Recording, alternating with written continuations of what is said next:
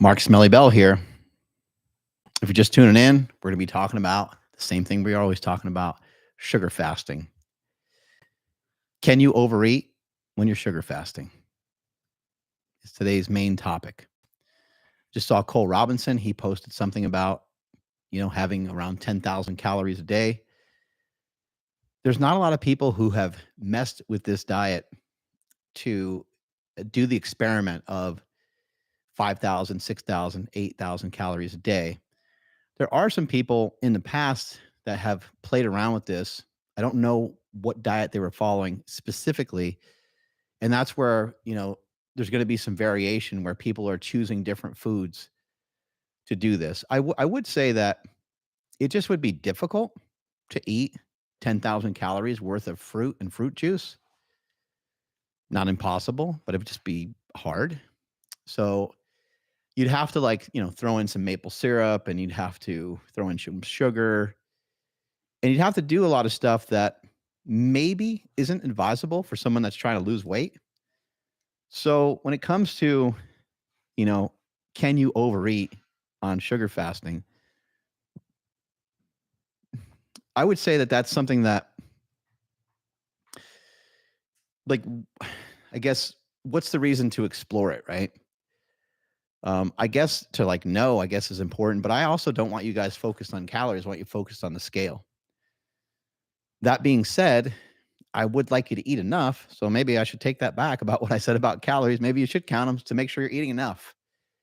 But most of the time, I guess my conjecture against calorie counting is usually just that I don't love the fact that people are usually counting calories in an effort to be in a caloric deficit. I recognize that there is an energy balance to this whole thing. There's an energy in, energy out equation to the whole situation. I don't want to just, dismiss research that's been done for years that does analyze, calories. However, I just never liked tracking calories personally myself. It's something I never engaged in, other than just doing it just because everybody else was doing it and just taking a moment to learn some stuff. I guess understanding calories can be effective. I kind of sometimes forget that I started this journey when I was 13.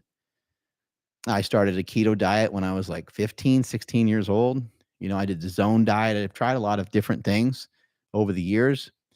And I was not fat when I was a kid. I just was learning about stuff and just found it to be interesting.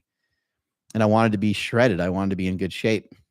And I got in pretty good shape, especially when I was about 18, 19 years old. Got in pretty good shape. And then I also got in pretty good shape when I was doing some professional wrestling, weighing, around 220 pounds or so, 210 to 220 pounds. It was just hard for me to stay lean. And so that's why I've always been kind of in search of these different diets and been kind of just messing around with different things. But I guess let's stick back to the question here.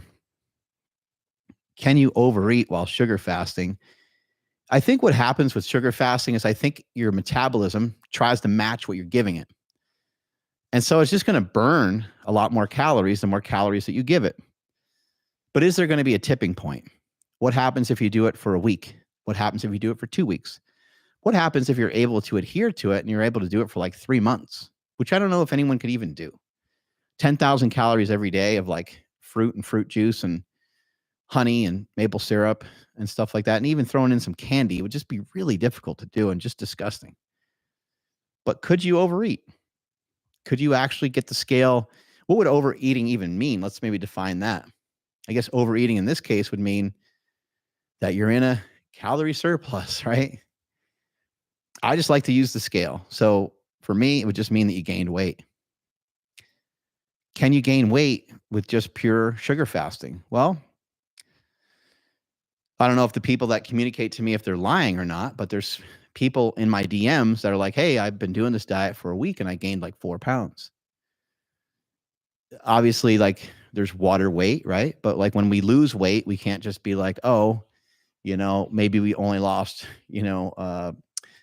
maybe you lost pure fat, losing 3 or 4 pounds in one day. But then on the other side of that, say that it's all water weight when you gain weight, right? To try to play favoritism to the diet.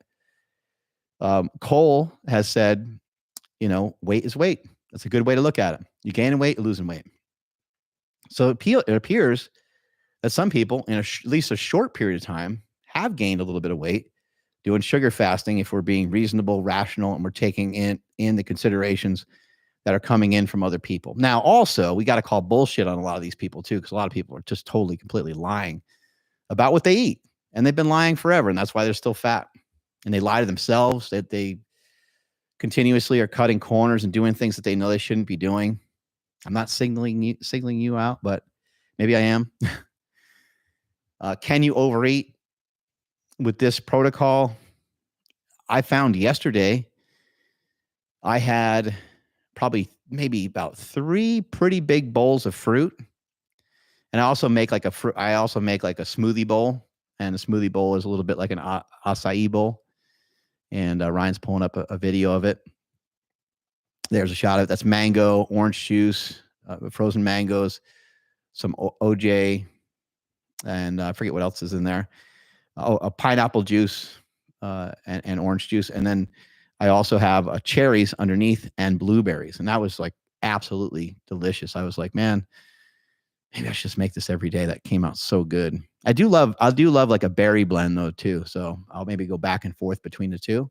But anyway, I had 2 smoothies yesterday, and I had 3 giant bowls of fruit. And I know the calorie counting cunts out there, they're going to be like, well, you only had, because there's a lot of volume. I get it. I understand. I get it. But I don't give a fuck about calories. I think it would be really helpful for a lot of people just to step away from them. And I know this is a drum that I'm beating, and I'm not saying to never do it again. I'm not saying it's not effective. I'm just asking you for just a little while, take off your watch and just throw it in the garbage. Take off your watch and just don't use it for a little while. Stop tracking your sleep. Just calm the fuck down. Stop being so anal about everything. Stop weighing your food. Just take a week off of it and try some sugar fasting, or try some sugar fasting for 5 days. I started my sugar fast on Sunday. I'm going to this Sunday. If you haven't joined in yet, join in. What is sugar fasting? Let's just always go over that.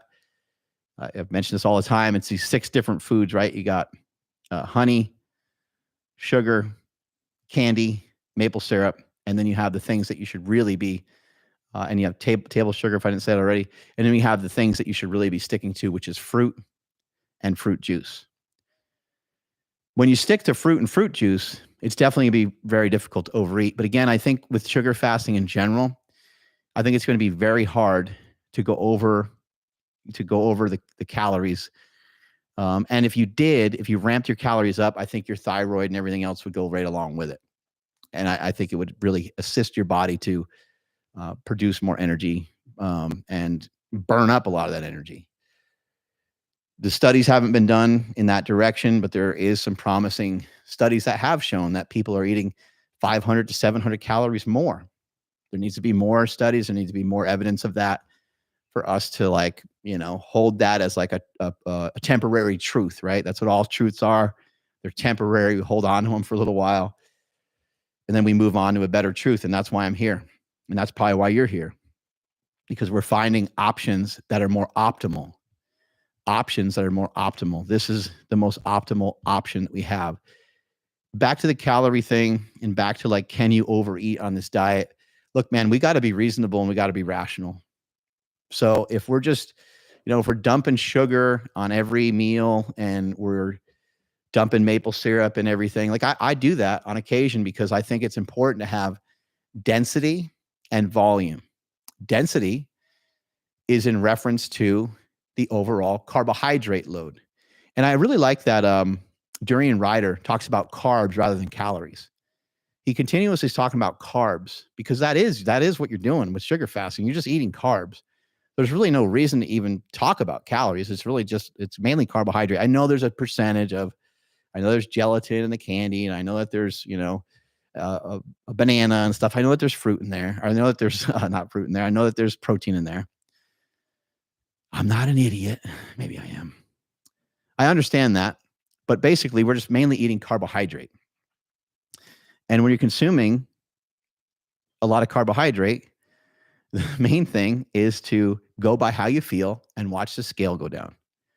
So if you're ingesting, 300, 400, 500 grams of carbohydrates at a sitting, then you most likely aren't going to probably feel too well. So you over time you want to be reasonable with all this stuff. If you're going to have candy, maybe, if you have a big bag of the Nerds gummy things, those things are crazy, the clusters. Maybe you pour them into a small cup that you have at your house. And then you say to yourself, I'm not going to eat any more than this. And it's just like a little thing of it, okay? Maybe you do the same thing. Yeah, they are. Those things are like golden. They're unbelievable. Maybe you do the same thing with your Sour Patch Kids. I recently, in a coffee mug, I put some candy in a coffee mug. And I'm like, that's all the candy that I can have in the next day or two. And some days it goes quick and some days it goes a little slower because it's just sitting there readily available for me to eat. And I don't pick at it.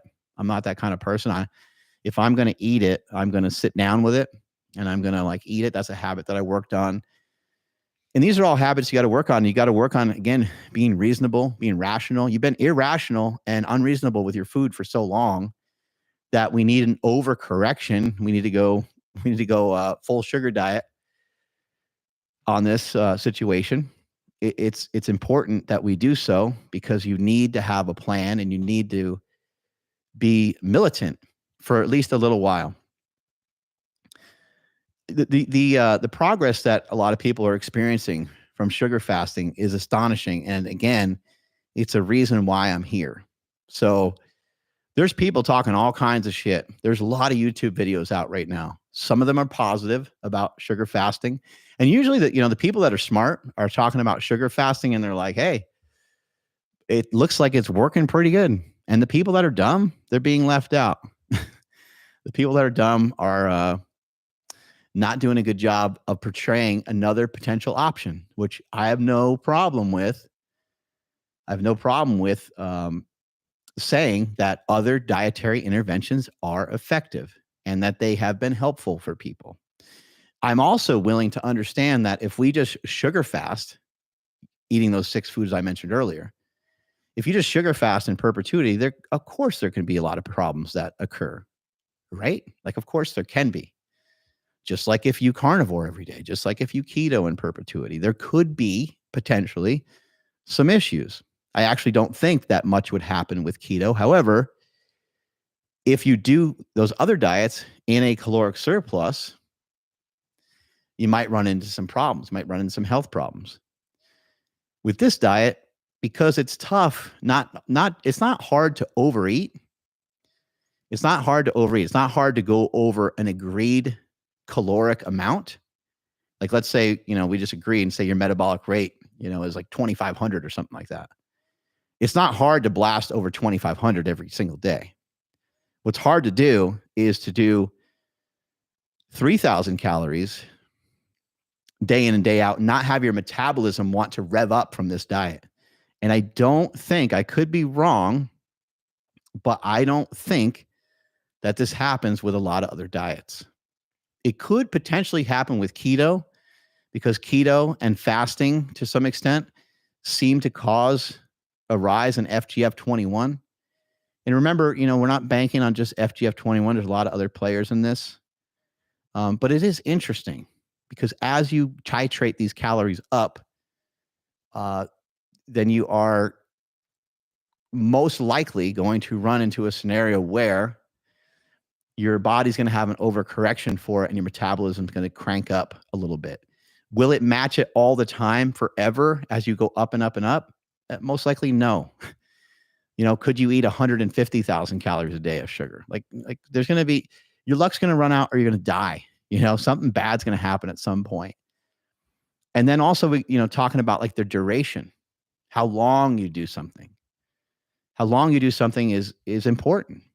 If you do keto and take some breaks, it's probably, for a lot of people, maybe not for everybody, but for a lot of people, it's probably a little safer. If every once in a while they have 100 carbs, 150 grams of carbs, and they go back to it.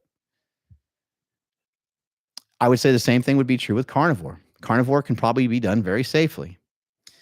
I think Paul Saladino with, meat and fruit. Paul's just not an overeater, I don't think. So Paul's results from that particular protocol is going to be great.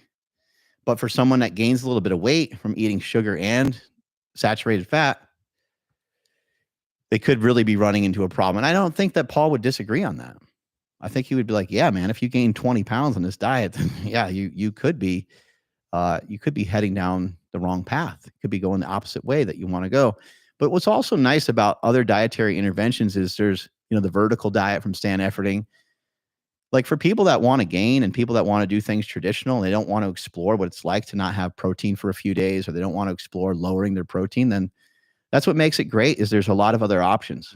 But unfortunately, some of the other influencers or some of the other people out there are just too close-minded. And I think if you're close-minded, I kind of think it makes you stupid. So that's my thoughts on that. Ryan, if you can bring up, we had, so I posted a video that Ryan edited and put together just yesterday. We posted it, and it's got me, eating some smoothies and stuff. I do want to address quickly. So people are saying that Cole's changing his message, and even some people are saying I'm changing my message. Well, the message is going to change to better serve you guys, to provide better service for you guys, to provide guaranteed results. If you want guaranteed results, you want guaranteed weight loss, you stick with fruit and fruit juice. And you don't do some of the stuff I'm doing in this video. I do dump some sugar in there. I do dump some honey in there. And this was on a day, this was a high output day from what I remember. I got a couple really good workouts in on that day.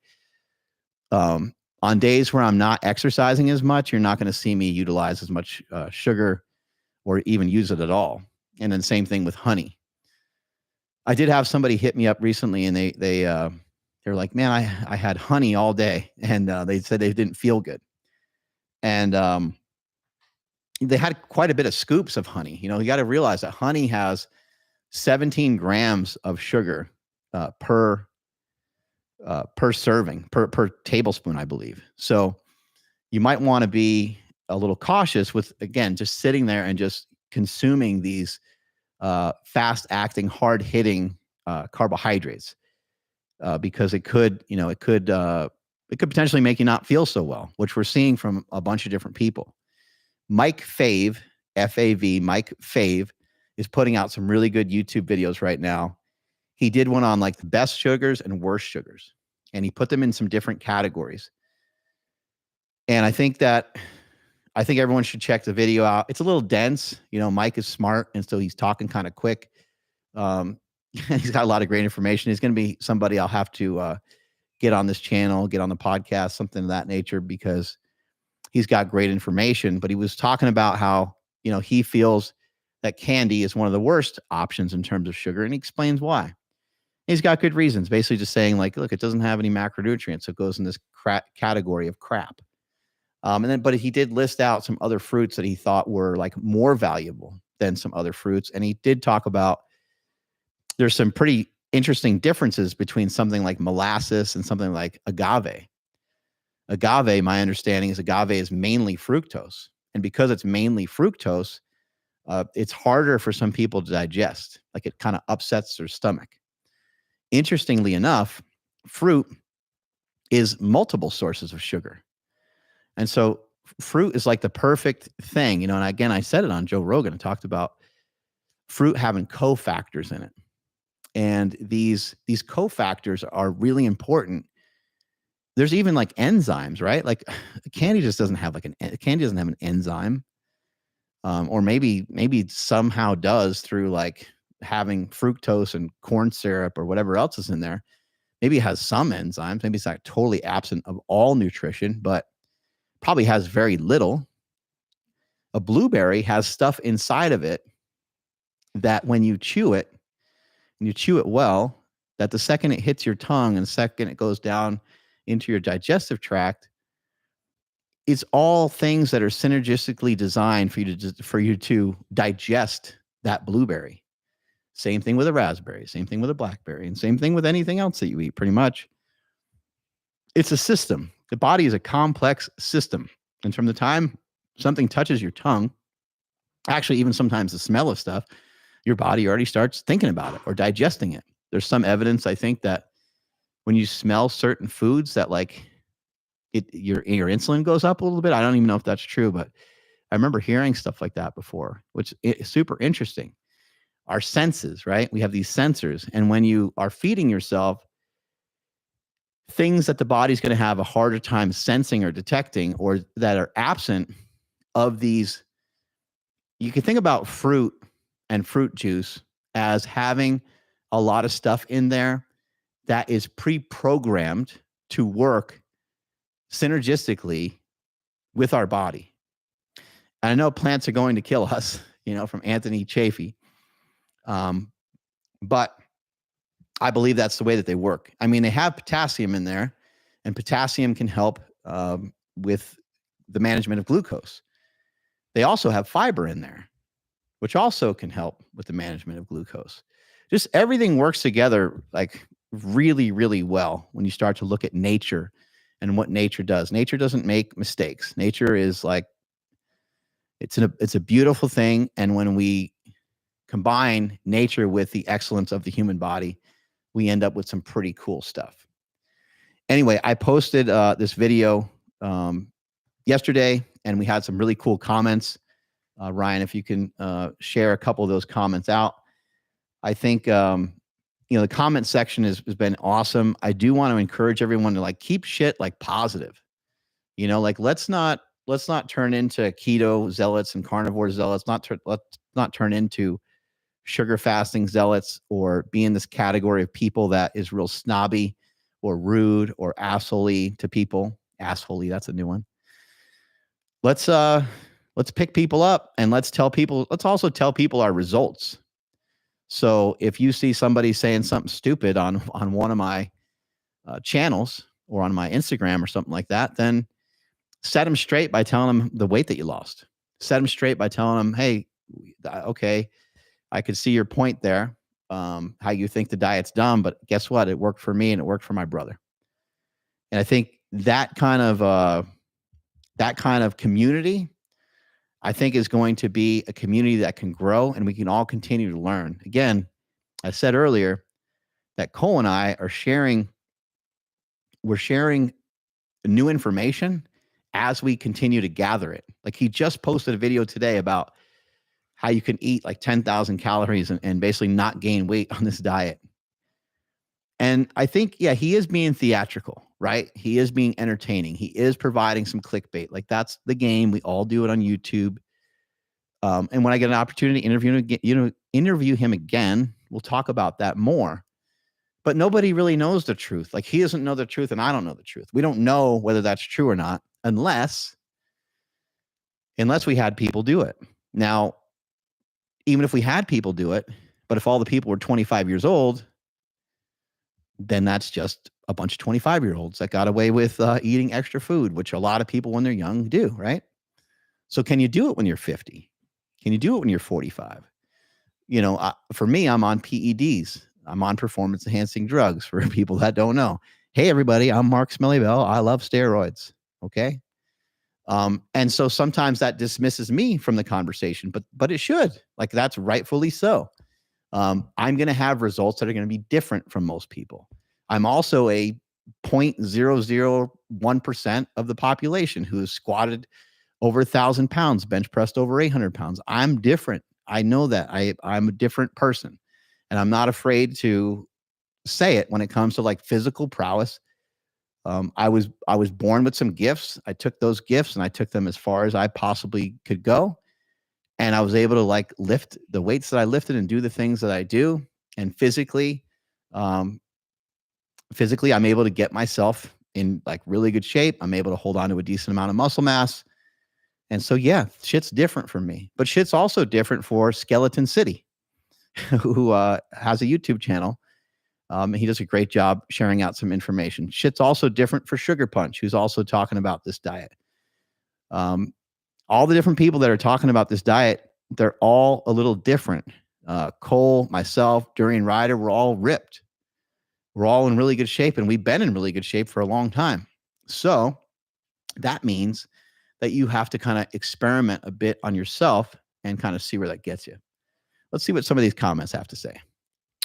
Okay, Mark Bouvier says, regarding how, quote, unhealthy this diet is, I was amazed by tracking my day in Chronometer to find out that I was well over 100% of my recommended daily allowance for all micronutrients. Granted, I was well over 4,000 calories that day. When you pack down pounds of fruits and vegetables, you get quite a bit of nutrition. That's great. I think that's what most people are going to find. You know, I had mentioned that I made a video and I said, this is the healthiest I've ever felt. It's the most variety I've ever had. You know, think about it. I've been doing keto and carnivore for a long time. And yes, I've had breaks from those diets. I've had, you know, cheat meals, and I've had days where I ate a little bit more like a bodybuilder and I switched things around. I've eaten some rice and some potatoes and vegetables and like all these other things. And I, you know, keep in mind this whole time, I've never been against vegetables. I love vegetables. I think they fit into the sugar diet. People ask about that quite a bit. Vegetables might be a little bit more dense in protein sometimes, so it could potentially throw off a little bit of what you're trying to do, and they don't have a lot of energy. But I think vegetables are awesome, and I think they're great for weight loss.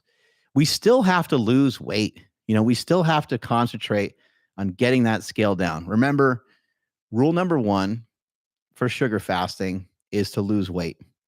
Rule number 2 for sugar fasting is to lose weight. And rule number 3 for sugar fasting is to see rule number 2 and rule number 1. We have to figure out how to lose weight. And that means we have to be a little bit in a weight loss mindset, not in terms of the calories, but we have to really pay attention to the scale, pay attention to the mirror, and pay attention day in and day out. If that scale's not trending downward, that's the main thing that we're honed in on. If it's not going down, then maybe stop pouring sugar on stuff. If it is going down and you're pouring sugar on it, then hey, continue onward. The same thing goes for people that are just doing the sugar diet. The sugar diet is when you take the second half of the day and you're having a lean source of meat and some carbohydrate from starch. For myself personally, I like to keep the fats under 30, but I've also been recommending to some people more recently, like let that up a little bit, because the more that you're sugar fasting, the more fat that we'll need. So maybe you go around 50 grams of fat. And I've also been doing a little bit more protein than I was previously. Again, we're going to be changing shit as we go, as we learn. There's no reason for me to sink my protein down if I'm not eating protein every day. If I'm eating protein every day, then I might want the protein to be a little bit lower than what I'm going to say right here. But I have 150 to 200 grams of protein on days that I'm breaking the sugar fast.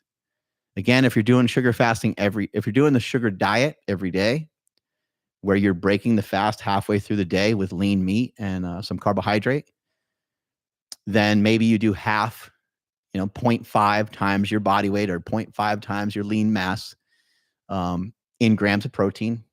If you're doing that every day, the less frequently you're doing it, the more protein you can have. The less frequently you're doing it, the more fat that you could substitute in there. So, I've been able to figure out ways of mixing in all kinds of fucking awesome food. I had a Mexican night where I made burritos. I had an Asian night where I made some, like an Asian stir fry with teriyaki and some awesome vegetables and some rice. I also had a day of pasta and sourdough. That was a little overkill, the pasta and the sourdough. But again, I'm going to tell you guys, I'm going to keep saying this because this is all you can concentrate on because everyone's a fat fuck. What I'm saying, when you're eating these starches and stuff, this is not part of the weight loss strategy. This is a little break. This is a little vacation from the weight loss strategy. And if you want the starches to work even better for you, it's advised that you do a little bit of strength training beforehand. So if you can kind of put those after a workout, then that might be even better. And that's exactly what I did with my corn flakes, frosted flakes and rice the other day when I had, this is the whey protein and vanilla steak shake mixed up in some water and just dumped it on there. And it was a post-workout post-workout meal. It was super delicious. I don't think I ended up putting it on my Instagram, but it was in the video that was released today. It showed me chowing down on the cereal. Anyway, if we can get to the next thingy, that would be cool. Next comment. Nobody Nowhere says you want to eat a ton of antioxidants. When you burn glucose, you create free radicals, and you need antioxidants to clean it up. Fruits, vegetables, etc. have them naturally, and this is why studies show that if you add berries to sugar, it decreases the oxidative stress. You don't want to pump yourself up with straight sugar without having a lot of antioxidants. This guy is a Petarian. This guy knows what's up. This guy has been following Ray Pete. Ray Pete is pretty much where a lot of this stuff comes from. He really is. Ray Pete is like the godfather of the whole thing. He's no longer around. He died maybe a year or two ago. I don't remember, but he was a great mind in nutrition, and he really was somebody that talked about PUFA, polyunsaturated fat, and how kind of shitty those are for our system. And then he also was somebody that talked quite a bit about sugar and what sugar can do. He wasn't a fan, from what I understand, and we'll have to have some other people on to maybe help us interpret some of exactly what he was trying to convey, but he wasn't a fan of candy and stuff like that. And that's why I'm trying to reiterate to you guys that the scale is critical. So if you want to fuck off and you want to eat some candy, then you better be fucking off and eating some candy and losing some weight. If you're not, then you're going to have to, you need to make adjustments as you go. In the beginning, you might find that the sugar diet works great for you. There's a lot of people who've lost weight on the sugar diet. The reason why I'm saying that's not the exact recommended weight loss strategy is so that some motherfuckers don't go buck wild out there, because that's what will happen. And then people are going to start to nickel and dime that too. And they're going to start to push the clock back.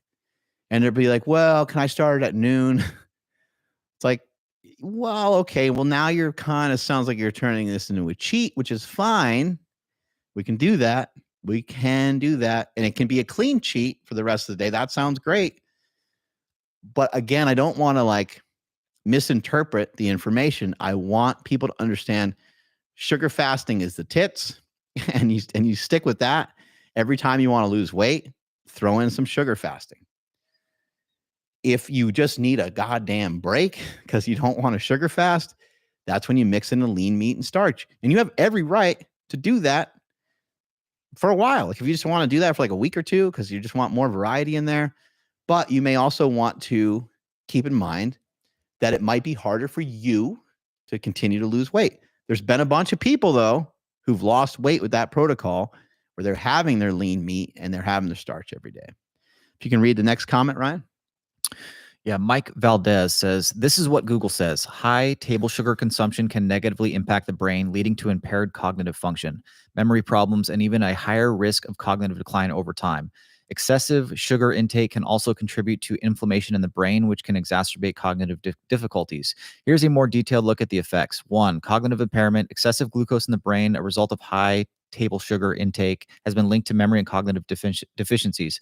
Studies show that a high sugar diet can negatively impact attention span, short-term memory, and mood stability. High blood glucose levels can affect the brain's functional connectivity, which connects brain regions that share functional properties, potentially leading to brain atrophy or shrinkage. 2. Inflammation. Chronic inflammation in the brain triggered by poorly controlled sugar levels is a potential contributor to Alzheimer's disease and other neurodegenerative conditions. A 2016 study found inflammatory markers in the hippocampus of rats fed a high sugar diet, but not in those on a standard diet. 3. Increased risk of cognitive decline. Long-term studies have shown a correlation between high sugar consumption and an increased risk of cognitive impairments and dementia. High blood sugar over time can damage blood vessels in the brain, leading to reduced oxygen-rich blood flow and potentially causing brain cell death. 4. Other potential impacts.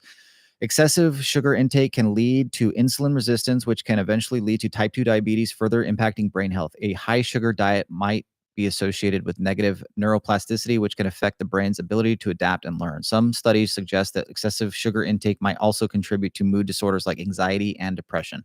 End quote. Man, Google hates the sugar diet. Damn.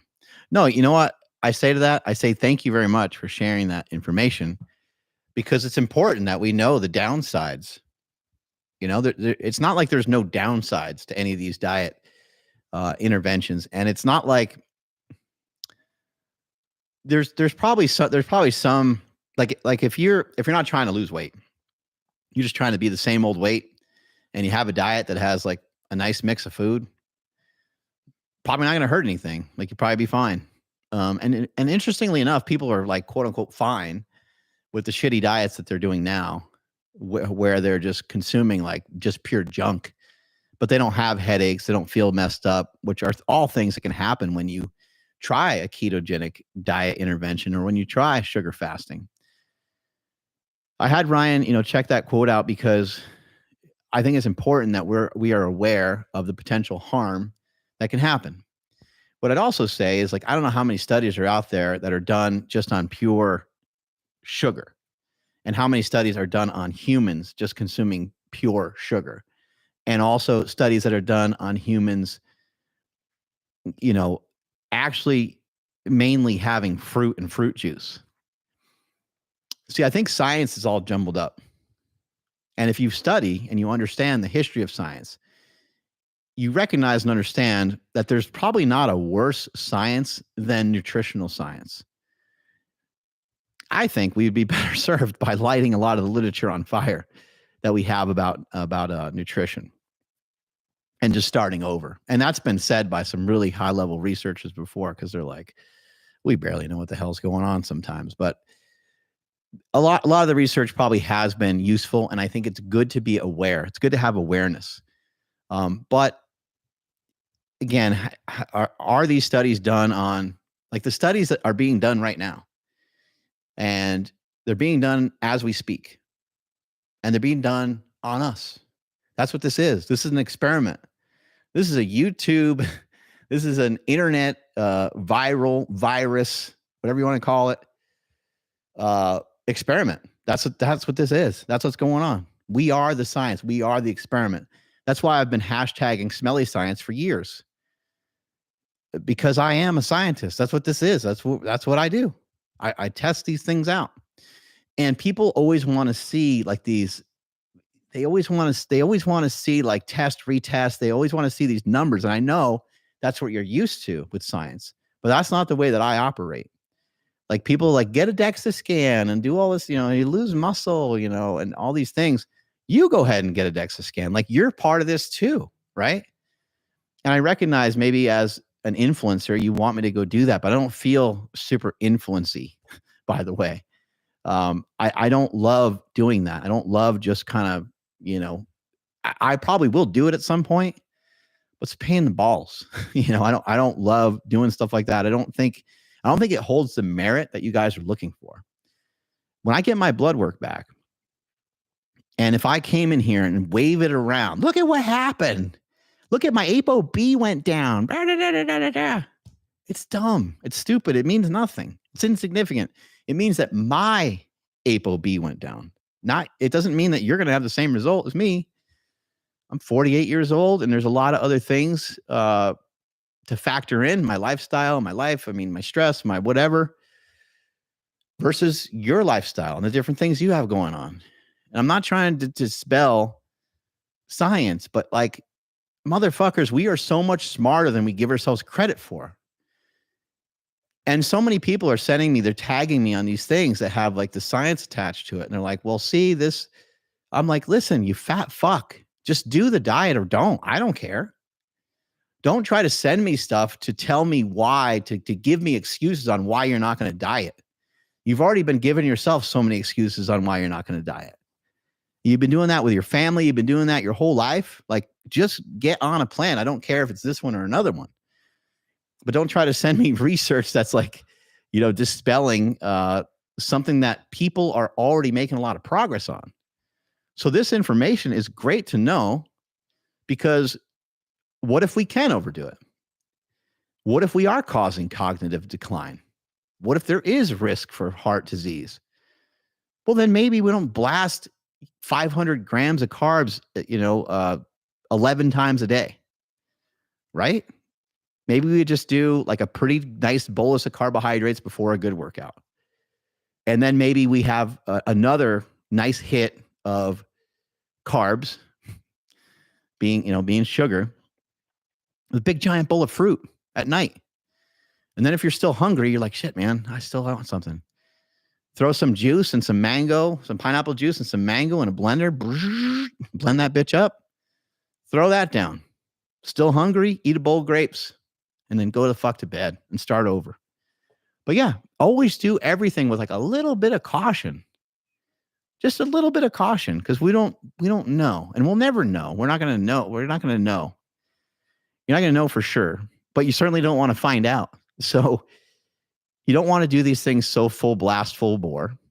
I think that sugar fasting and the sugar diet is a part of an entire system. I think that's what's going to happen here. And I've been mentioning this for a while. Like there's a lot more to fucking come. Like this whole plan is going to be carved out to where it's going to be better and better and better. There's going to be new renditions of this as we continue to move forward. Because that's what people are always asking me, like, what's next? What's next for you? What do you people always know that I have something that's next. Well, this is what's next.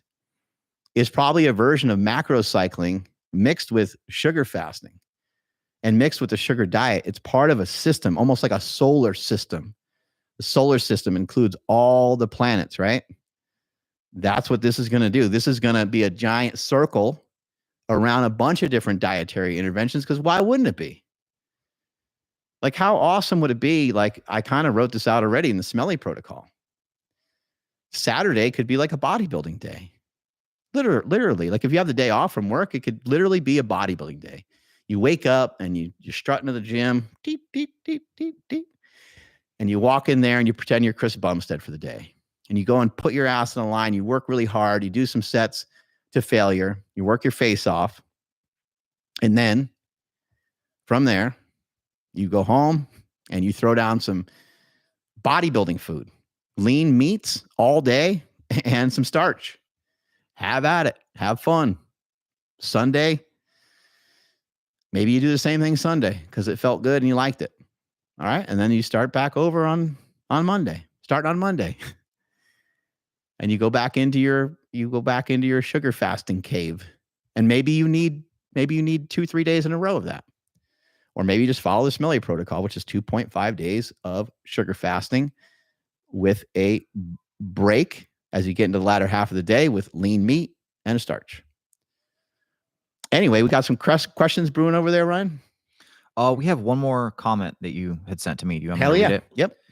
Okay, so Patient Advocate Help says, great video and information. I have been wearing a continuous glucose monitor for a year. I have been on the sugar fasting diet for 3 days and have lost 7 pounds. The weight loss is not attributable to water weight loss like you initially see on most diets like carnivore, keto, etc. I was on a high-protein intermittent fasting diet the day before and had started seeing less weight loss gains. I thought my glucose levels would raise with this diet. When I eat high protein and sugar, my levels raise, and so I limited my sugar intake when doing any diet. However, after much research, I learned that low vitamin D causes the body to get nutritional deficiencies due to its role in controlling the gut microbiome and bile acid synthesis. It also causes pancreatic insufficiency, which means you are just not going to break down food properly and absorb the same. This results in people who are obese being deficient in vitamin C. Vitamin C is one of the main nutrients that helps you lose weight. Therefore, I have been eating fruits for several months, but ate them as part of other diet plans. When I went on this sugar diet, which is also a protein restriction diet, I just increased the fruit intake and fruit juice intake. Surprisingly, my blood glucose levels went down at night and went extremely low, being below the maximum 60 level 40 times. However, I don't recommend anyone who is obese, insulin resistant, or has diabetes to do the diet without a continuous glucose monitor. While finger pricks can give you an idea of that moment, it does not give you the true idea of what is happening with your full glucose health. I'm going to post my continuous glucose monitor results either later today or tomorrow. I thank you all for your information and work on this important diet alternative. It absolutely works and is going to be questioned by the traditional medical model. However, seeing my blood glucose levels go down on this diet while losing weight kind of throws the traditional model of sugar in question. Yes, you do need to cycle this diet. Even if your muscle is full of glycogen and you are on a protein restriction diet, your body is eventually going to break down muscle to get amino acids. Your body recycles amino acids every day to keep your immune system and metabolic processes functioning correctly. As you get older or more obese you are, your body's ability to recycle protein is compromised, meaning you need more protein each day. This is especially true if you're insufficient in vitamin D. Vitamin D is a myostatin inhibit and prevents muscle from being broken down. Keep up the great work. Who the fuck is in our comments section? Who are these people? How come people are so smart? Ryan, remember when I was doing powerlifting videos? Those comments were like more normal. Like, where are you guys coming from? It was like someone's like, hey, my bench stalled. How do I fix my lockout? And then someone else might be like, oh, rolling tricep extensions are amazing. Do 6 sets of 8 reps. And it's like, now we got people like this. This is awesome. Having some really smart people in the comment section, you know, as smart as you are, and as smart as some people may be with the information that they know about nutrition. You know, the human body is so intelligent, and it's just so complex. It's very hard to understand what is going on. I don't disagree with anything you said. I think you said some really, really interesting points. I also think the safety of the continued glucose monitor is not bad advice. You know, if you're 400 pounds or you're diabetic or something like that, like you have some ailment or you're sick, like if you can afford it, if it's something that you can look into and you can do this safer, then it's not a terrible idea. However, the continued glucose monitor takes some calibrating, and it takes some time to get used to.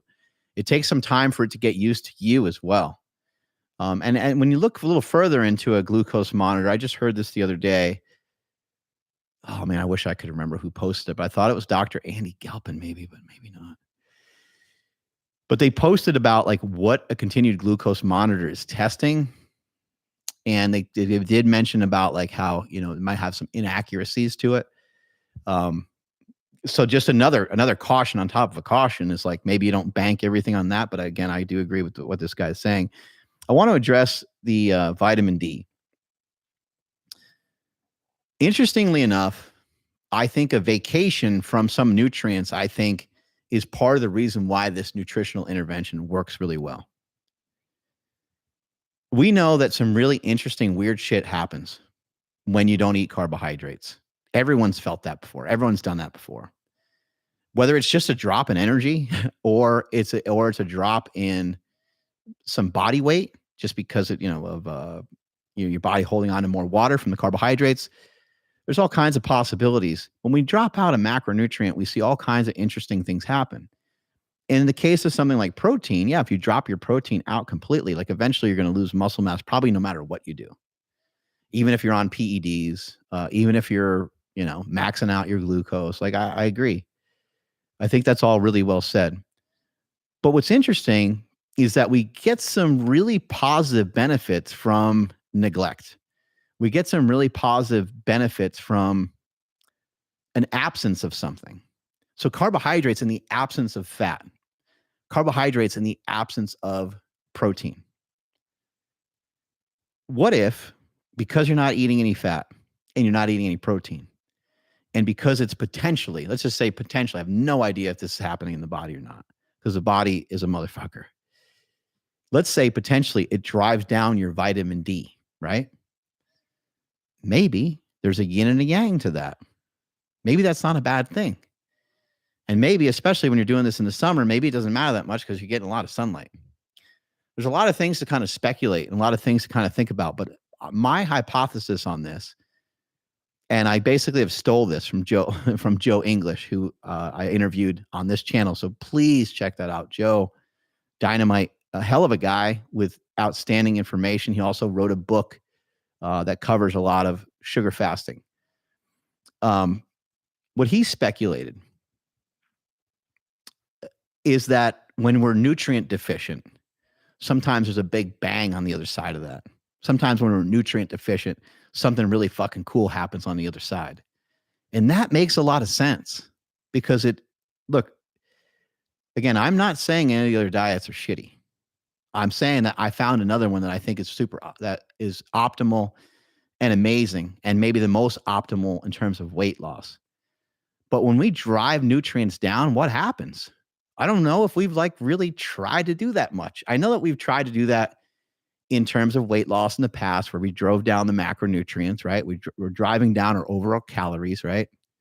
But we didn't really have another strategy. Now, this is a different strategy.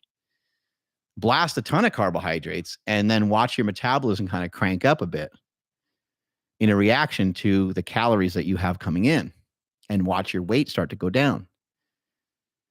Yeah, what happens when that vitamin D drops? Does something cool happen on the other side? Like something that might happen with like fasting and stuff like that? Again, keep in mind, my recommendations for most people is to not sugar fast in perpetuity. I think I just don't see, like, if you listen to Sugar Punch, if you listen to the Cole Robinson did one, Ryan, maybe you can look it up. He did an interview with a really big fella. It's on Cole's YouTube channel, Snake Wizard Diet. Maybe his name will pop up. It's in the live, I think, under the live section. That's the other, his thing is Snake Diet. That's his other YouTube channel. By the way, remember Cole got his that big guy with the beard right there. Does it have that guy's name? Let's see. This was a great interview. Latchkey Gen Xer. Latchkey Gen Xer. Shout out to him. Another guy who's pumping out some great content. But what I was going to say about him and Sugar Punch and a bunch of other people, and this was also said on Skeleton City. Like, you want to start to follow all these people, by the way. Find all these people on YouTube. They're great. They have great information. You're going to learn a lot more. You're going to learn way more, learning from a handful of people than you are just from me. Latchkey talked about how he didn't follow the diet like 100% and lost weight. Sugar Punch said the same thing. So you can lose weight even if you're just like barely tapping your foot in there. I want you to go all the way, and I want you to go in hard on this thing. But even for myself, it took me weeks to get used to the pattern and the beat of everything. I started off with the sugar diet. The sugar diet was like me jogging before I sprint, like a little jog, pick up a little bit of speed, pick up a little bit of pace, and then sprint into it. It felt safer for me to do that. It felt better for me to do that. And I didn't really even know what the hell I was doing, since I never done anything like this before. So I recommend that to everybody. Like, if you feel like you can dive right in, you can just jump right into sugar fasting. That's cool. But I think periodically and strategically using the sugar diet, either to help you get more into sugar fasting, or periodically using the sugar diet to give you breaks from sugar fasting because you're just kind of tired of it. I think that's the best and healthiest way to do all this. So maybe you go 2 days on, 1 day off, 3 days on, 1 day off, 2 days on, one, back and forth. Sugar Punch said something interesting, and this is something I've said before. I posted stuff before and said, hey, eat these like 5 foods, eat these 10 foods, and then don't do anything else. Just eat these 5 foods until you lose 5 pounds. Like, what a great intervention. Yeah, there's Sugar Punch's YouTube channel. And this guy, he put everything on the line when he started posting, because he's like, I'm going to use this to get down to 165 pounds. And it's like, that's pretty brave, because I think he started at like 240.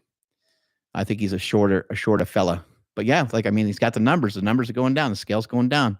It's rule number 1 through 3 of sugar fasting, is to make motherfucking scale go down. Anyway, if you want to do this in a way that's healthy, in a way that rounds everything out and gives you a really nice nutritional profile, then do it the way that I'm mentioning, where you actually intentionally are breaking the sugar fast. Cole left me a message today, because he's a fucking psychopath, and told me not to eat cereal, because I think he saw the video that I had today. I'm not eating cereal that often. Like, I don't do that. It's occasionally I'll have a little break for it. And that was a way for me to share a video with you guys where I was, breaking the fast with a starch. And I consider cereal, part of a starch. Yeah, Ryan's got some videos. I ate It was chocolate covered cornflakes, and it was rice, and then it was 2 different proteins. My product, the Steak Shake from Within You brand, and then also vanilla. This is the whey protein. Shook it up with some water, and then dumped it all in a bowl. And I had to use some. I guess on this day I forgot I had to use some Super Golden Crisp and regular Frosted Flakes because my son he ate the other boxes of cereal or whatever. But anyway, yeah, I'll do this on occasion. I did this probably like a week ago as well as what you're seeing in this video. Anyway, I'll break the sugar fast. I think that's the healthiest route because it gives you way more well-rounded diet because you are getting some starch in there. And on those days, hammer some vitamin D. Not just a supplement. Try to get some vitamin D from some food too. Also, try to get in your EAA, your essential fatty acids, your DHA and EPA. Those are important as well. And remember, fat soluble vitamins, they stick with you for a while. Water soluble vitamins, it's advised that you try to get those in almost every single day. Whereas the fat soluble ones, they stay in your system for longer. Some really good sources of vitamin D from food is from mackerel. I believe mackerel is a good one. I think that, in terms of DHA, you got oysters. You also have salmon is a great source of EPA and DHA. Canned salmon from Wild Planet is a great option because canned stuff in the U.S.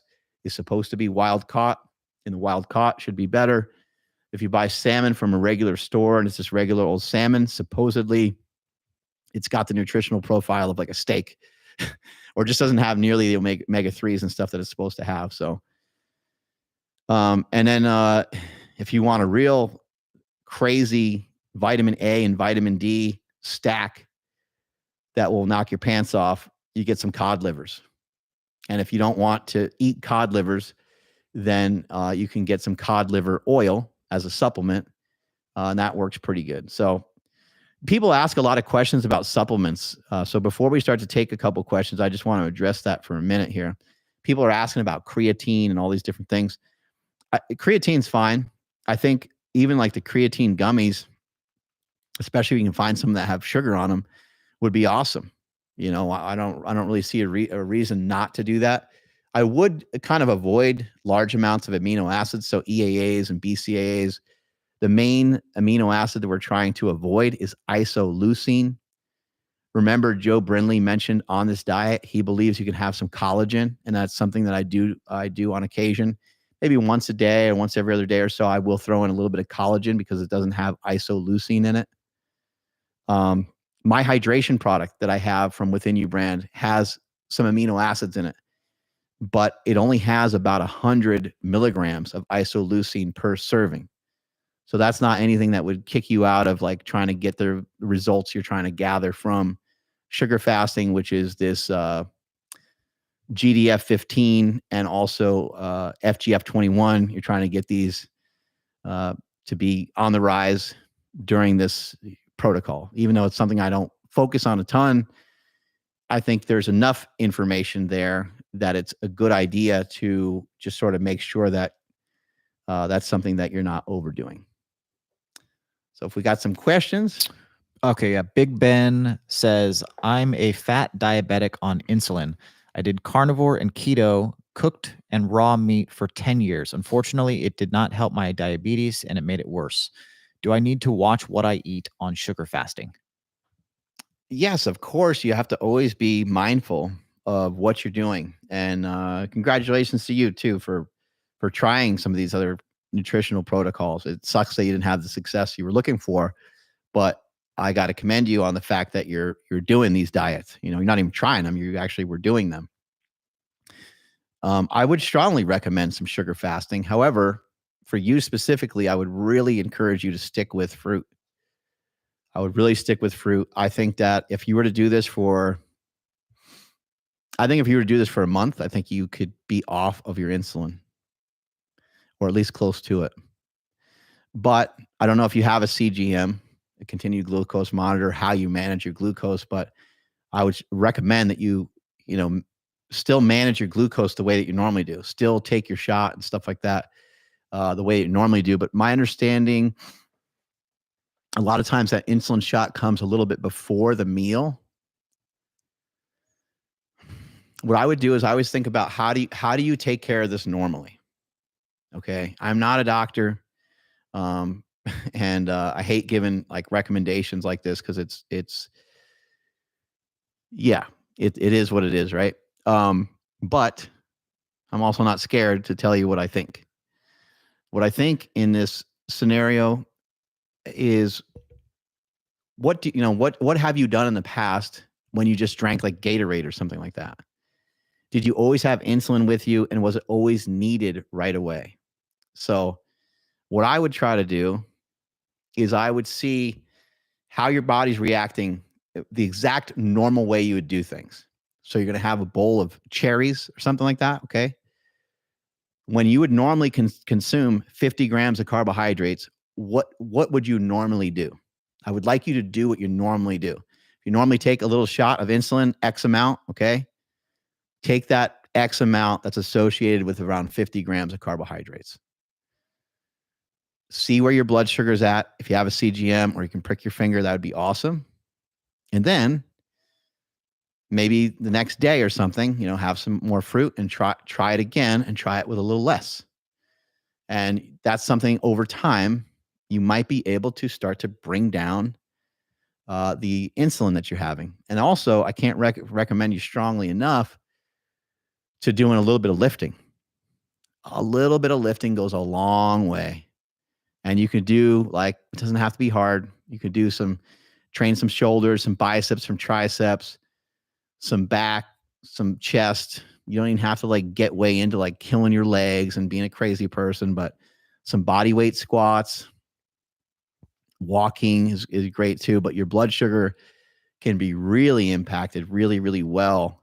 And your insulin sensitivity can be helped along really, really well with some strength training and eventually building some muscle. But you don't have to really worry about that for now. Just go in there and do some bro workouts, do some curls in between some sets of lateral raises.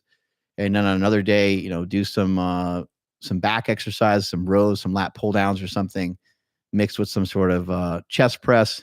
If you don't have a gym membership, then at your house, just every once in a while, try to do some form of a push-up and do some squats. But I would recommend just getting a gym membership and just kind of like biting the bullet and just like doing some lifting and maybe even getting on some machines. I know that Cole is advocating for some other things like a lot of body weight movements, but it's kind of hard for someone who's heavy to really participate in too much body weight stuff other than just like standing and walking.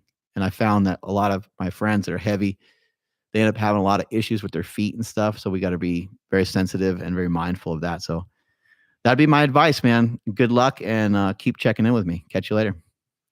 Big Nine Deuce says, what's the deal with glycation? We talked about this previously. I know a lot of people have questions about that, but in the absence of fat, I think that we don't have anything to worry about. Now, if we're completely blasting sugar and completely blasting candy, which we shouldn't be doing anyway, it's going to have a lot of residual impact in the mouth. Our oral hygiene is going to be compromised. Keep in mind, when you compromise your oral hygiene, you're also compromising your heart health to some degree. And I have a few dentist friends I want to put on the show so they can talk about this on a much higher level than what I'm able to communicate. But the plaque that you get on your teeth is the same exact plaque that you find in your arteries. And so that's why flossing, that's why keeping the teeth very clean is a really good idea. I want to say maybe I heard that wrong, or maybe I shouldn't even bother to share that. But I think I heard something like the effect of like, yeah, when that stuff starts to accumulate and you like swallow it, you swallow, plaque from your teeth, that potentially that's the exact plaque that's kind of ending up. And it's not all the plaque. It's not all the reason for all the plaque, but I think I recall seeing that somewhere. I could be talking out of my ass. Maybe Ryan's got to fact check it, but I don't know. This is what Google says. It says no, dental plaque and arterial plaque are not the same, Oh, though they are related. Dental plaque is bacterial film that builds up on the teeth, while arterial plaque is buildup of fat, cholesterol, calcium, and scar tissue inside artery walls. all right. I'm fired. I'm not a dentist or a cardiologist. All right. What's the next question? Okay, next question. Let's see here. Your oral hygiene is really important. Make sure you're brushing your teeth. I have heard a couple people say to get some xylitol. I haven't looked into that just yet. I know there's like a gum that has xylitol in it. Some people have suggested not to brush your teeth after you have candy, but before instead. I guess you're like wearing away the gums a little bit more, the enamel. I forget what the information was on that, but I did share that on my story. I'm trying to share stuff as much as you guys send me because you guys are fucking smart. You guys are sending me like a lot of really cool information. And somebody did even mention an influencer, a YouTuber that was a dentist that had a particular protocol. But I'm going to look into that more because that's really important for some people. And, even the people that aren't just hammering, candy, we have a hard time understanding that, yes, fruit is sugar and honey and stuff like that and maple syrup, those are sugar as well. And just because you slurp something up with a straw doesn't mean it, completely gets past your oral hygiene. So we got to keep the teeth clean. You got to be brushing them and you got to be taking care of them. And I'll try to gather more information for you guys as we move forward. Okay, Matthew says, how do you know sugar raises the metabolism? Again, this is like theories that come from Ray Peat and a lot of other people. It seems like some of the actions involved in sugar fasting come from lower protein. That's what some of the research is showing, some of the studies so far. But it's also speculated that specifically fructose can do that as well. And I think that, again, I'm going out on a limb because I'm not an expert on really any of this because I'm not a deep diver. I like to stay a little bit more on the surface and get the information that helps people lose weight and lose body fat. But my understanding is that T3 and T4 can get ramped up from fructose. I believe that was some of the original Ray Peat conjecture. Stan Efferding has talked about that before. Other people have said that fat burns in the flame of carbohydrates. That's been a saying that's been around for quite some time. So that's a really interesting piece of it. I think, again, the healthiest thing about this diet is that it really helps to pull body fat off of people. Whether it does this crazy thing to your metabolism or not, I believe that it does, but the exact mechanism at which it does it, I'm not 1,000% sure. But thank you for that question because I'm actually going to write that down. I'm going to look into that more. Ryan, maybe you can like run that bitch through Chat GPT and we can figure out like, does fructose, or does like, I mean, fructose is kind of a big part of it, fructose and sucrose. But does, sugar, does it kind of rev up the metabolism? I love asking Chat GPT stuff. It's great. Such a cheat code. It says, yes, sugar can temporarily increase metabolism, but the story is a bit more nuanced. So there's thermic effect of food, insulin and thyroid hormones, leptin and glucose availability, and FGF21. And then it says, but it's not a free pass. Chronically high sugar in the context of excess calories and fat may lead to insulin resistance, fat gain, and a sluggish metabolism long term. The source and context matter. A high sugar, low fat diet might stimulate metabolism, but sugar plus fat together often lead to fat storage. Cool. Yeah, and something that I forgot to mention a little bit earlier is that, again, we just have to repeat it time and time again, is that it's sugar in the absence of fat. And in this case, it's even sometimes in the absence of protein, which changes the game drastically. And again, my friend Stan Efferding has been talking about, just having a little bit of carbohydrate to help the body just run a little hotter. And so some people believe that It's a way to kind of manipulate the T3 and T4 in your body, some of the hormones in your body to kind of get you headed in the right direction. But again, I'm not really banking on any of it. I'm not banking on any of that stuff because that will change over time. The research and the information that we learn is going to change. But what remains the same is that the scale drops, and the scale drops, but people have good energy. So how are people having good energy and the scale dropping at the same time? Because a lot of times in a caloric deficit, not every time, but a lot of times in a caloric deficit, which is caloric deficit is weight loss by definition. A lot of times in a caloric deficit, people start to feel like crap after they've been there for a little while, after they've lost like 10 pounds. This doesn't seem to be happening on this particular protocol, on this particular diet. And you do have to watch and you do have to pay attention to the foods that you're consuming. And I don't want anyone to think like, oh, I need to rev up my metabolism. So they're just like haphazardly downing tons and tons of carbohydrate. There's no reason to overdo anything. At the same time, you want to also not you want to make sure you're getting in enough nutrition. And so we need some carbohydrate. Chunk Iron Chest says, wonder whether a cyclical type diet approach would work here. Sugar fasting during the week and high protein, high veggies, good fats on the weekends. All I can say to that, is what I used to say the same thing when I was a personal trainer. And I would just say, yup. Someone would say, hey, can we do 100%? Hey, you're thinking about it. You got your thinking cap on today and you're thinking about you wanted to do this differently for today. Fuck yeah, let's do that. I want to encourage everyone. So whatever ideas you have to try to mix this diet with or to try to do, if you think pizza in the middle of the night is going to be effective and you start eating pizza in the middle of the night and you lose fucking weight, share it with us because that's what this diet's all about. We're trying to find what's the most optimal. And who knows? Like, why does it have to be me or why does it have to be Cole Robinson? Sharing awesome information to help people lose weight. You might be able to discover something that's just not on our radar, something that we're not even thinking about. Maybe it's maybe there's some sort of fasting strategy that works in here. Or maybe there's, like you said, maybe like a reload, maybe like a feast of some kind. I love it. Why not? And especially, look, summer's coming up, some barbecues and shit like that. Probably going to get invited to some of those. Like, why not just hammer a bunch of meat on those days? There's no reason, I don't think, to be too strict with it. I can't think of a good reason in my head other than maybe just some calorie restriction on really doing anything on those days when you eat meat that is like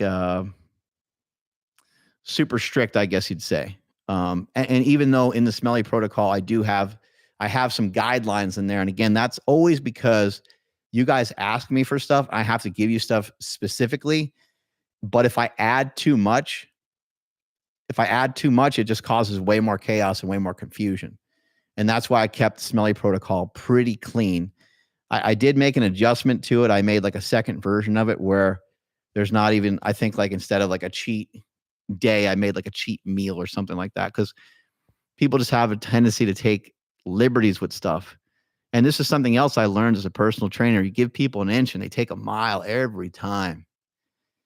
Every fucking time. You give someone a little bit of leeway and they take it for granted. So if I say, hey, you can have some candy, even if I said, hey, you can have some candy on like Saturday and Sunday, then, and I said, yeah, then you start having candy on Friday, if I said, hey, you could have pizza once a week, you start to have pizza twice a week. I need you guys to learn. I need you all to learn. I need you all to look yourself in the mirror and tell yourself, like, I need to make some changes, like literal changes. This eating in the middle of the night shit needs to stop. This eating in front of the refrigerator, standing in the kitchen needs to stop. These things have to, if you're currently happy with your body weight, then they don't have to change. If you are losing weight and you're standing next to the fridge, then you don't have to fucking listen to me. That's where you always will get a pass, at least from me, is if you're actually losing weight. But if you have some of these habits that aren't great, that aren't optimal, then you have to think about those. Like, you know what they are. You know when you fall apart every day. You know when you fall apart.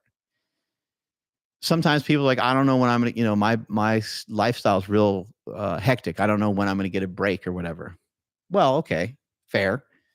But does your break come from somewhere between 11 a.m. and 3 p.m.? It probably does. Like, it's not like you don't ever get a break. It's not like you don't ever get lunch. So, and then also, like, why is it a shock every day to somebody that they have lunch and they have to think about where they're going to go eat? That should never happen.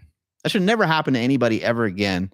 Anybody that hears this message right now, don't act fucking surprised about when it's lunchtime and you're hungry and you're about to make a bad decision. Don't be surprised, because you're going to be the same person you were yesterday when you're in a stressful situation like that. You're going to end up probably making a poor decision. And we need you to get out of that habit of making poor decisions. You should know where you're eating every day, and you should know where your food's coming from every day. It's not hard to do. It is not hard to do. It's not hard to do. It's not hard to do. It's not hard to know where your food's coming from and to know where you're going to go eat for the day. And maybe it's just you're going to go eat in your car, or maybe you're going to go eat in the lunchroom or whatever at your office, or wherever people gather and eat. Like, don't act like you don't know where you're going to eat or where it's going to come from. And no matter how hectic your life is, you're almost always home in the morning and you're almost always home in the evening. So how is it possible that you can't figure out how to get some healthy nutrition in? You have at least 2 opportunities every day, breakfast and dinner, to have good, healthy nutrition every single time, or to have stuff that's spot on with whatever the fuck diet that you're following. And then for lunch, again, you know where you work. You know where the food is in accordance to where you work. You could pack food with you. Maybe there's a grocery store you can cruise by and get some fresh fruit and jam on that, right? Like, I hear all the excuses all the time. And it doesn't matter what the excuses are. The most important thing to keep in mind is, how do you continually make sure that scale drops? And again, this information is all for people that are trying to lose body fat. They're trying to lose some weight. Our boy Andrew Z is in the chat. Pursue Hey. podcasting. He says, already lean, thin build, but have fat to lose. Can a few sugar fasts per week be utilized to speed up fat loss or make it easier while maintaining muscle? I was 181 pounds, started tracking, and now I'm 174. Damn, son. Well, I like the fact that he's already dropping some weight. So maybe continue onward with what you're doing. I think that the Smelly protocol would be really appropriate for you to try. And that should pull weight off you pretty good. So I can text it to you, but it's 2.5 days of sugar fasting, followed by midway through that second day, you are switching over to having some starch and having a lean source of meat. The leaner that you go with the meat, probably the quicker the results you'll get. And you can kind of have at it on that day. You can have an extra scoop of rice. I know you like rice a lot. You can go for it. Do that. Basically, you're doing that twice a week. You do it every 2.5 days. And then you can allow a little bit more freedom on the weekend and then start it back over again. You also might find that you might need to extend it. So it might need to be 2 or 3 days in a row of sugar fasting. 2.5 should really help get you there a lot. What you want to make sure isn't happening to you, Andrew, is that when you go down from 177, that you don't go down to like 173, okay? And then the weekend comes and you have a little bit more starch and a little bit of play on the weekend in terms of nutrition. And then boom, you're like up 8 pounds. So that can sometimes be the hard part. And that's where I can kind of help you tweak some of that. But that would just be maybe just throw in another sugar fast day. I think the more recent version of the Smelly protocol, I think I did sneak in an extra sugar fasting day. But whatever way you can make it work for you in accordance to your jujitsu, I'm not sure where that's at right now. I know you've gone on a run recently and stuff like that, but I'm not sure if you're able to participate a lot in that or how your health is and how your body's feeling. But on the days where you're getting a little bit more and getting a little bit more exercise, that would be the most appropriate to have the starch and the protein on those days. Even the recommendation I just gave you, it might even be a little overkill for like where you're at. You can also go every other day. So that would be 1.5. Actually, that now that I think about it, it's a better place for you to start. So every day and a half, you're switching from sugar fasting to the sugar diet, sugar fasting to the sugar diet, back and forth, back and forth, back and forth. And I don't know, you don't seem like you need much of a free day. I know that you do enjoy some Carl's Jr., but why don't you just try to ride that out? Go back and forth between sugar fasting and the sugar diet, doing it, having a mix of it every other day, and be strict with it and do that for like the rest of the month. And you should be getting pretty lean by the end of the month. Let's see. I just lost the question. Son of a. I know.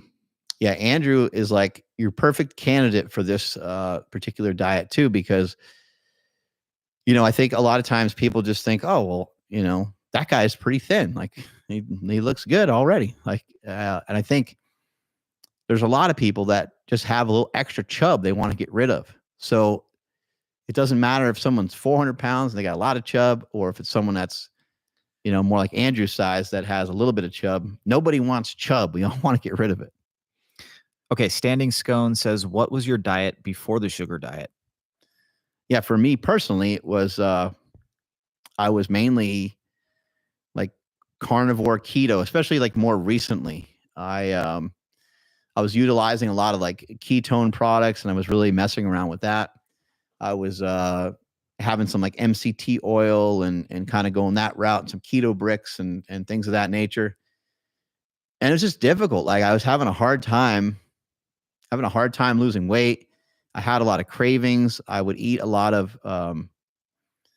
like keto snacks. Like there's certain keto snacks I know to avoid because they just have way too much fat in them and stuff like that. So it wasn't even too many things like that, although keto brick is pretty dense in calories. So that probably wasn't helpful for me because I have a hard time. If I have a keto brick, I got to eat, I got to eat the whole thing. And then sometimes I'd even eat two of them.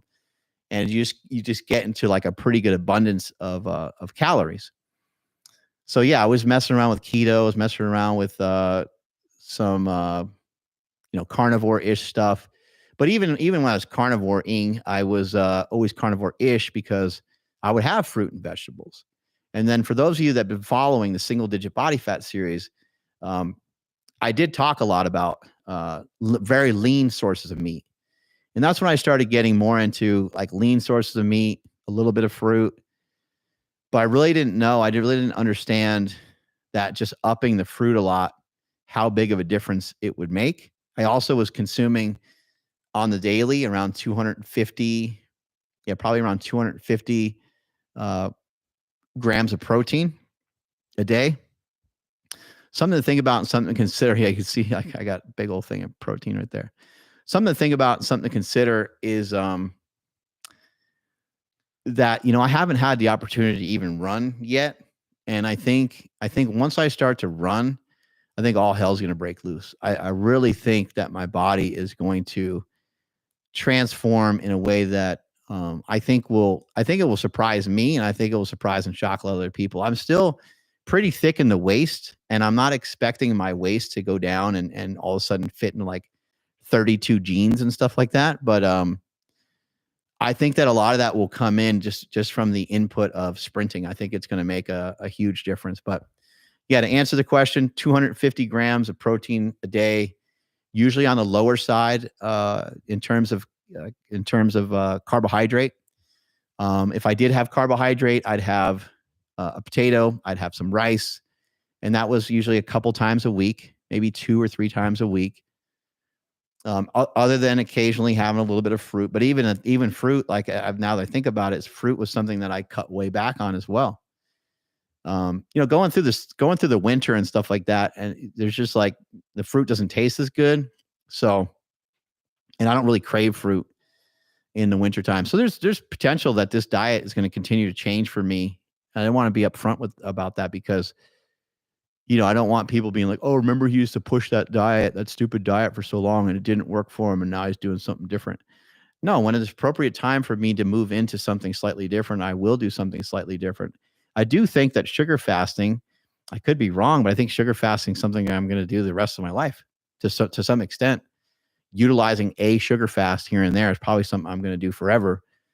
I think that I stumbled upon something that's superior to regular fasting. So why would I not eat? Why would I go through a day, 24 hours, 48 hours of not eating anything if I found a diet and found a way to where you can eat kind of you can eat quite a bit, get yourself full 3 times a day, like almost like normal, and not have to have the hassle of like an actual fast. Well, why would I bother to go back?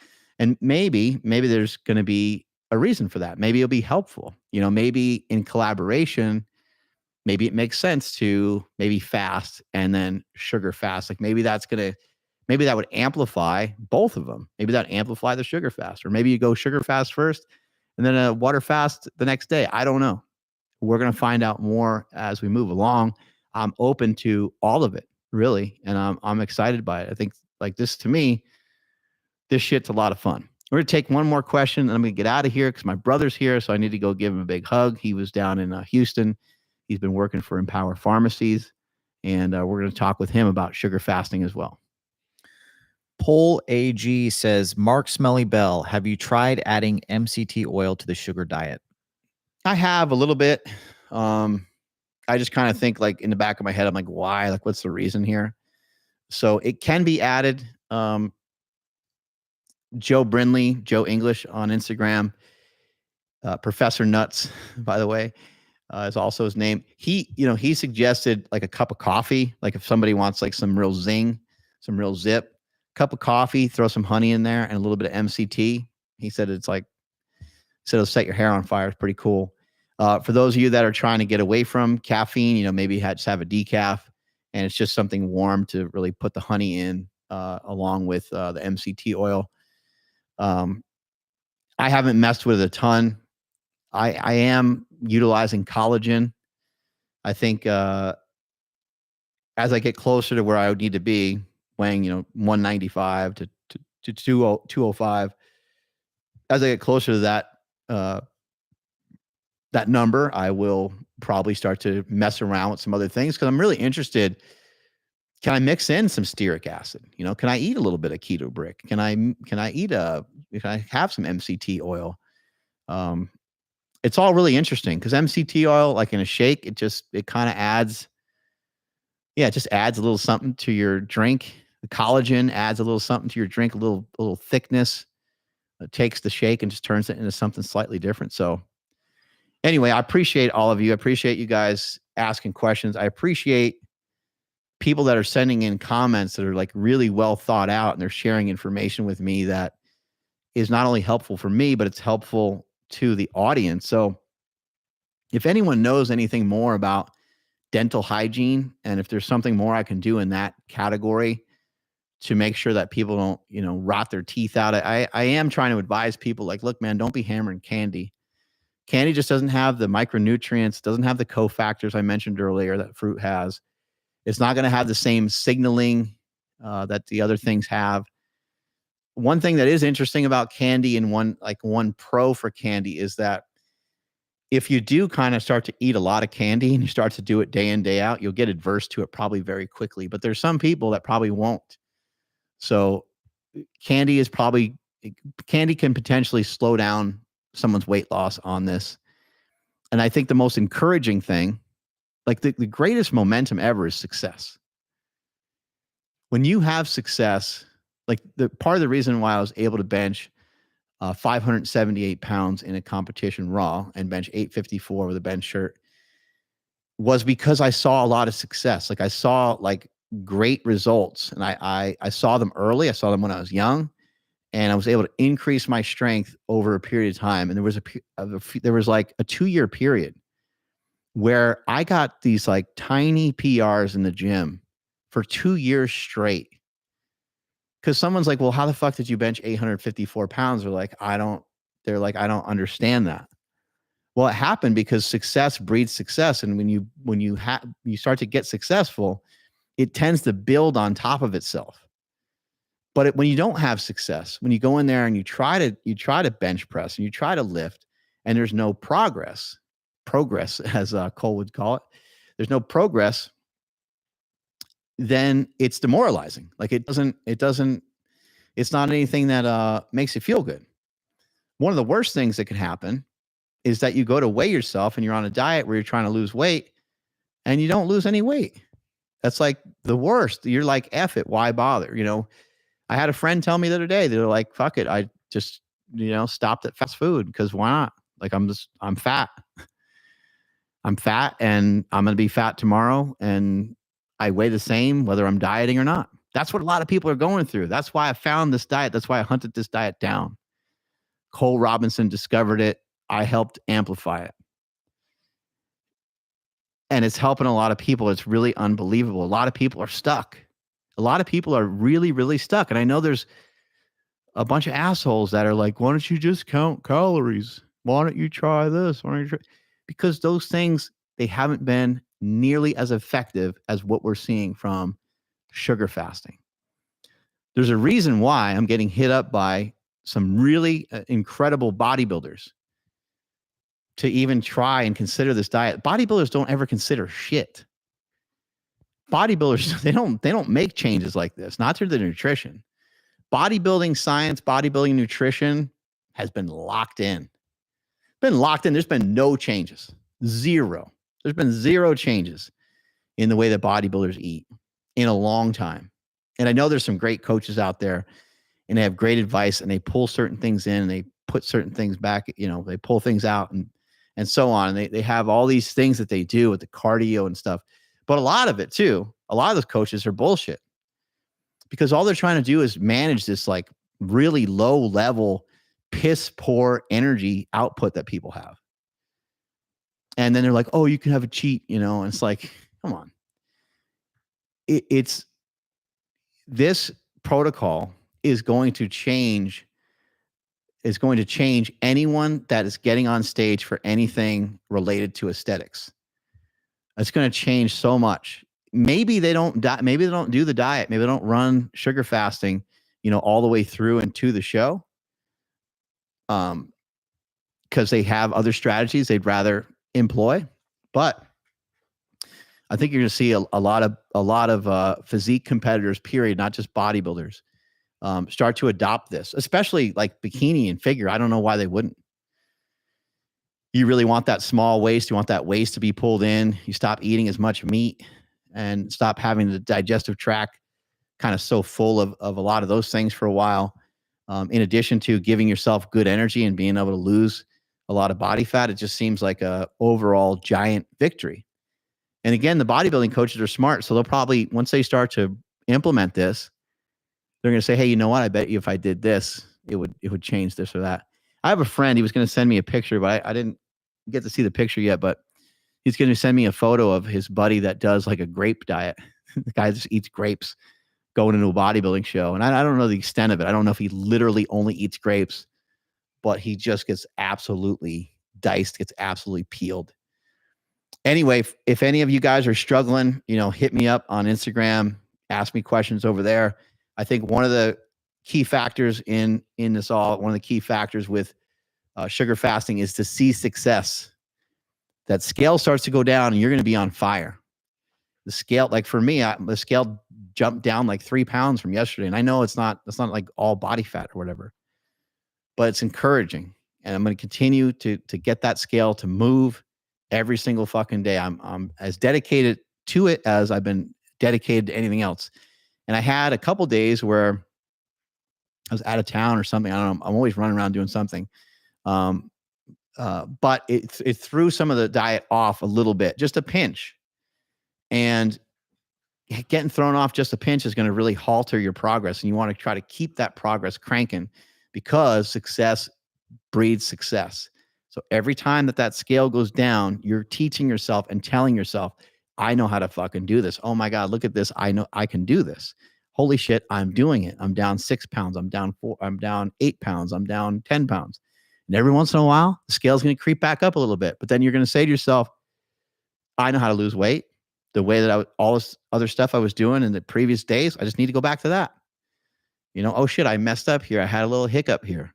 You should be able to continuously see the scale go down. To see the scale go down every single day is not possible, right? Like, it's not going to go down every single day.